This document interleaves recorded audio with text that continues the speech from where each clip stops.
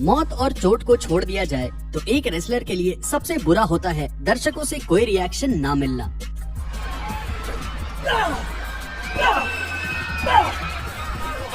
ये किसी के साथ भी हो सकता है, यहाँ तक कि एज, केन और द अंडरटेकर के साथ एक ऐसे मौके आए हैं जहाँ दर्शकों ने उन्हें कोई भी रिएक्शन नहीं दिया और एक मौके पर तो हालात इतने बुरे थे कि WWE को शो रोककर फैन से कहना पड़ा कि उन्हें और शोर मचाना पड़ेगा। इससे पहले कि मैं आपको वो पल दिखाऊं, ये पहला नंबर काफी दुखद था। सर्वाइवर सीरीज 2014 में टीम जॉन सीना का सामना अथॉरिटीज से हो रहा था। सीना की टीम स्टार से खचाखच भरी थी। इसमें Big Show, Dolph Ziggler, Ryback और एरिक रोवन थे। सबको फैंस से शानदार रिएक्शन मिला, सिर्फ एक को छोड़कर।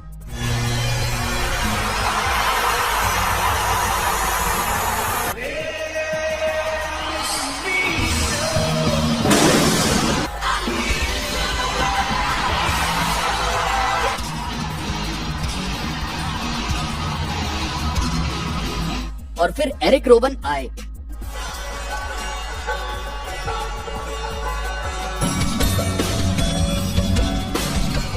और फैंस ने एरिक रोवन को देखकर इसलिए रिएक्ट नहीं किया क्योंकि ये पहली बार था जब उन्होंने ये वाला एंट्रेंस म्यूजिक इस्तेमाल किया था और साथ ही फैंस भी अपने कैरेक्टर में नहीं थे। इस तरह का पल बुरा होता है, लेकिन सोचिए कि हर बार एंट्री करने पर फैन से कोई रिएक्शन ही ना मिले तो। इस अगले रेसलर के साथ कुछ ऐसा ही हुआ था। चार्ली हेज ने धमाकेदार डेब्यू किया और कर्ट एंगल और शेल्टन बेंजामिन के साथ नजर आए। शेल्टन और हेज आगे जाकर 2 बार टैग टीम चैंपियन बने, लेकिन दोनों के अलग अलग होने के बाद उनका बुरा समय शुरू हो गया। चार्ली को काफी कम इस्तेमाल किया जाने लगा और आखिरकार उन्हें 2005 में बाहर कर दिया गया। लेकिन 2006 में चार्ली ने वापसी की, लेकिन दर्शकों ने उन्हें कोई भाव नहीं दिया।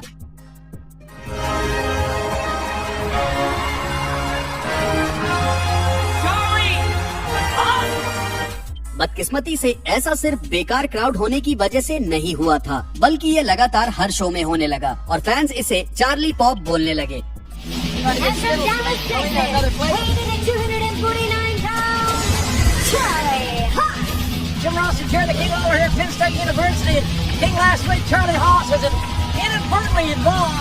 ये बहुत बुरा था, लेकिन थोड़ा इंतजार करिए और देखिए कि कैसे WWE बेजान क्राउड के कारण शो को बीच में ही रोकना पड़ा। 2010 में एज ने रॉयल रंबल में वापसी की और तुरंत ही वो बेबी फेस बन गए। लेकिन 3 महीने बाद एज को स्मैकडाउन के रॉ में भेज दिया गया। द रेटेड आर सुपरस्टार एक आखिरी बार स्मैकडाउन में आए अपने फैंस को ये बताने के लिए कि वो उनके लिए कितने कीमती हैं। क्रिश्चियन बीच में आ गए और कहा कि ये एज की ये दिल की बात सब बकवास है। एज ने ये माना कि क्रिश्चियन सही बोल रहे हैं, लेकिन क्राउड को इनकी बातों से कोई मतलब नहीं था। I can't wait to get off this show. For the last few months, I've been the puppeteer and these people have been my puppets. I've been making them dance around saying spear, spear, spear anytime I wanted them to. And guess what? They did it. Fans का ये बेजान reaction इसलिए था क्योंकि fans अभी भी as को पसंद करते थे। इसकी सबसे खास वजह थी कि एज का कुछ समय पहले ही एक बड़ी चोट से उभर कर आए थे और साथ ही एज का हील में बदलना भी कुछ खास नहीं था। और इस बात से भी कोई हैरानी नहीं होती है कि इसके कुछ समय बाद WWE ने एज को भी फिर बेबी फेस बना दिया। मिक फॉली WWE में फैंस के सबसे चहीते रेसलर्स में से एक हैं। न सिर्फ वो अपने फैंस के मनोरंजन के लिए अपनी जिंदगी दांव पे लगाने को तैयार थे, बल्कि वो दुनिया के सबसे अच्छे इंसानों में से एक भी हैं। तो ऐसा कैसे हो सकता है कि फैंस उनके लिए रिएक्शन ना दे? तो मेरा यकीन करिए, एक तरीका है। 2006 में मिक फॉली की एज से लड़ाई शुरू हो गई, जिसमें आगे जाकर रेसलमेनिया का वो यादगार मैच हुआ था जहां मिक फॉली जलती हुई टेबल को तोड़कर गिरे थे।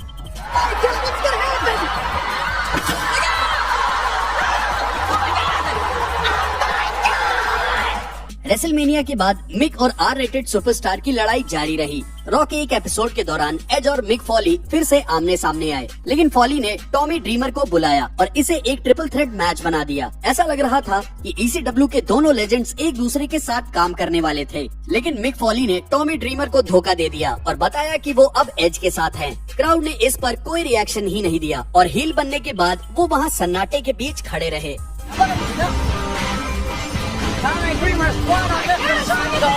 साफ तौर पे फैंस मिक फॉली को बू नहीं करना चाहते थे, और वो ऐसा कर भी कैसे सकते थे।